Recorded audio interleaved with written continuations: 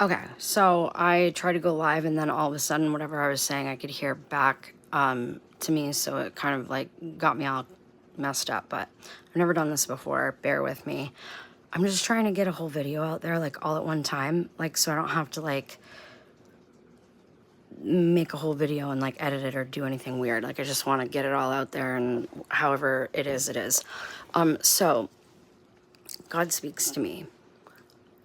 Probably has all my life. I'm just now kind of figuring this out. I get Bible prophecy, I get dreams like on another level. However, I have been going through serious spiritual warfare. Nothing like I've ever gone through in my entire life. It's horrific. Horrific. Almost to the point where I can barely like hang from a thread. I'm not a violent person. I don't really struggle with like violence really, or losing my cool like in a way that I'm being pushed. Like I'm being pushed to these levels of just blowing my top almost, or just like becoming like my old self in a way, or not not having, I don't know how to explain it. I'm like being pushed to a level that I've never had issues with before. My my dad had died in August. At the same time, the person that's harassing me relentlessly, it doesn't make any actual sense. Like the logic of why this person is doing the things they're doing to me don't make sense. I've never done anything to this person. They stalk me, they follow me. They had my daughter who's 16 beat up, and her boyfriend. They have they stalk me on Facebook. They stalk my friends. They've threatened to harm me. Threatened to kill my mom. They did a change of address on me, actually, which at the same time that they did this, I didn't know about it at first. And my father had died at the same time. I kind of fell apart. And so I didn't realize like what was happening. So I wasn't getting like my light bill and stuff. And like I didn't even think about it. And then I realized, oh, I haven't paid my light bill in a while. Like, I wonder why I haven't gotten a bill. And then all of a sudden my lights got shut off because I didn't get the notice because they did a change of address. So that happened. I had to stay at my mom's for a couple of days. I've been in like severe financial ruin. Like everything that I've tried to do, this lady's like just doesn't, it's so wild. They came to my mom's house, and because they'd been stalking me, they slashed all four of my tires that I just put on my car, and then bashed in all four of the side windows. So I'm currently still rolling around in a car with plastic windows because of this lady. Threatens everybody that comes to my home. I have a case manager for my children. She was like attacked verbally, threatened. Her car was almost hit. They just watch me. They videotape me when I'm on my front porch having a coffee from like their window. They put all these cameras up pointing into my house. And when I put up a gazebo to try to have privacy in my side yard so that I could do my plants and stuff out there without being watched and feeling uncomfortable, she just moved it up higher. Made several online like complaints about me, like in false like names, and then other people around me's names, like my neighbors, like to the town or whatever, over things. Actually sent messages to my school, because I started school because I'm a CNA. I'm wearing scrubs, but done that pretty much forever. And I enrolled in school, and I was gonna just go to RN to get my RN, because why not? It's good money. And then something just changed, and I was like, no. Like I'm meant to start a childcare center, his Little Lighthouse Academy, faith-based, to plant seeds, to tell kids about God's love. Like, and I remember when I was a little kid, I just loved pretending that I was a teacher, and my mom would buy me all these things at like yard sales and stuff, like school supplies and things like that.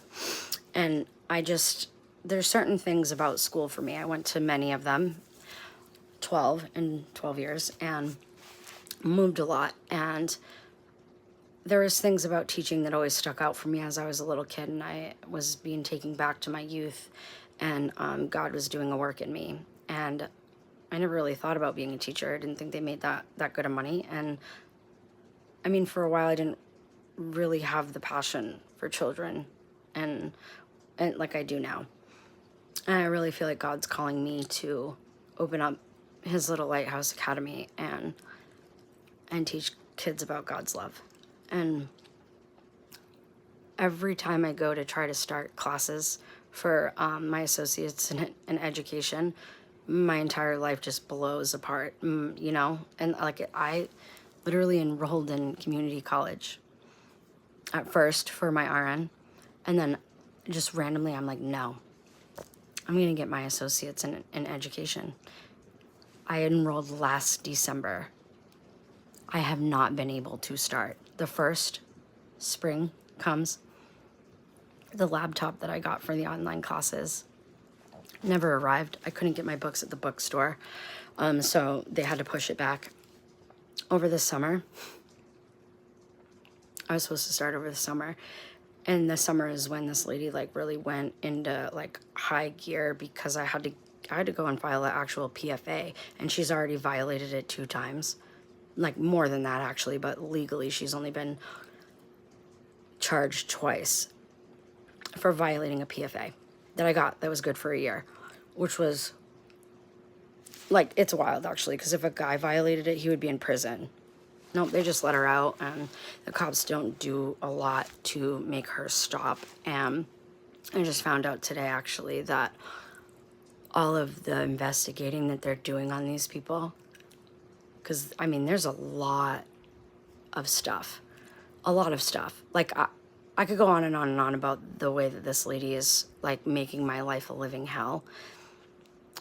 But the DA is dropping, like they're not gonna do anything. She's violated a PFA twice with a history of being a habitual and violating harassment in PFAs. And they're doing nothing. I have a medical professional that was attacked by her and told the cops that she is a danger and a threat to the society, like people around her, and is worried for my safety. First of all, I just want to let people know I am a DV victim or a survivor, however you want to say it. I was in a DV shelter in hiding from my ex-husband who harmed me. I have severe PTSD.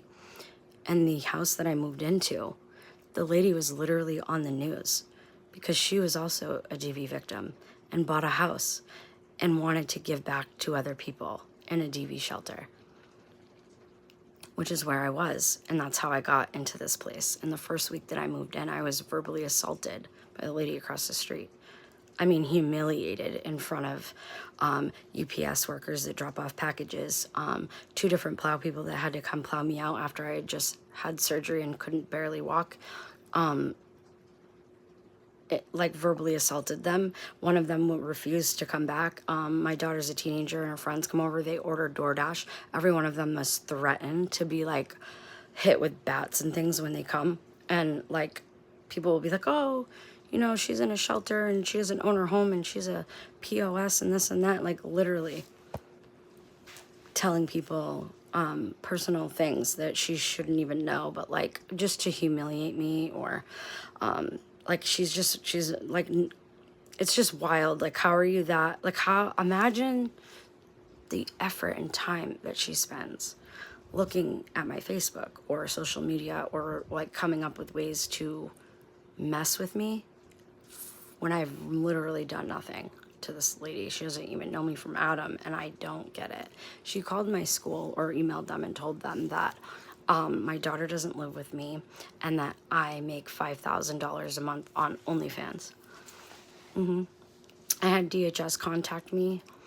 They filed complaints with DHS saying that I'm frauding the government because I make $5,000 a month on OnlyFans or whatever, and I go through this program. It's called the HOPE program. They help you with different supports while you're in school. I am a single mom.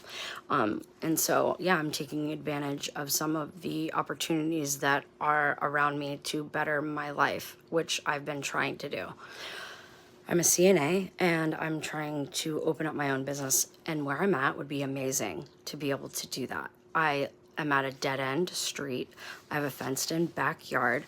I have a pretty spacious apartment. I live in a duplex. I have a front and a back porch. Like my downstairs, I could definitely start my own childcare center being in my home at first while I get going and establish my name and my business and, you know, generate income, but still doing what I want to do so that I'm able to like buy my own piece of land and get set up like in my own area. Like that was my plan, and my landlord, I'm sure, would have agreed with that. I can't see why she wouldn't. But I can't even like I can't even have people here really. I have to travel to meet my case manager for my children because she's not allowed to come here because her boss thinks that it's unsafe after the way that she was attacked. This person literally took human feces out of their toilet and put it behind my case manager's car by her door. She almost stepped in it. They did it to me in the middle of July, right behind my car. Like human feces. I don't understand. It's weird. They go into my driveway. They go into my driveway until I had to put up cameras. Like I feel like one of the what they call a Karen. Like I have to have these alarm things. They actually put up huge lights to try to block my cameras from seeing my own car. Like she wanted to vandalize my car. They actually, there's like videos of her like, I have a Ring camera, and she was laughing hysterically one morning, and I was dropping my kids off, and my car broke down before I could even get to the school because she put water in my gas tank. So after that, I wanted to put up cameras so that I could see my car all the time to make sure that my property is protected because the cops don't do anything. And they put up these huge lights so that it would like stop my camera from seeing my car. I mean, she doesn't do anything like that now because she already bashed in all my windows and slashed my tires. But it's like, no matter what she does to me, I give her zero reaction. I don't stop it. Like for me, I'll still go outside. I'll put my trash out and I'll plant my flowers and I do whatever I got to do. Like I give her zero reaction, and everything she tries to do, it might work a bit, but she doesn't know that. You know, I keep it hidden or whatever. Like, I'll say like emotionally and like, it's been very depressing. Some days I don't want to leave my house, or I just get overwhelmed with like, I'm just so oppressed.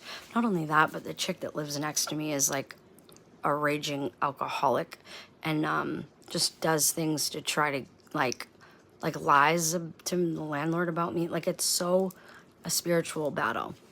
And on top of that, since I've moved into this house, I haven't been writing and reading the word like I was doing prior to here.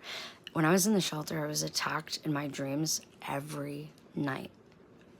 Every night. I was attacked heavy.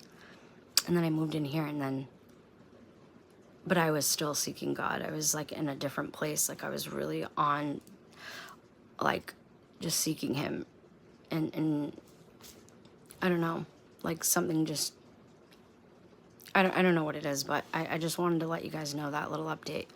I will be back with another one of some of the stuff that he's been telling me. I'm live right now, just so you know.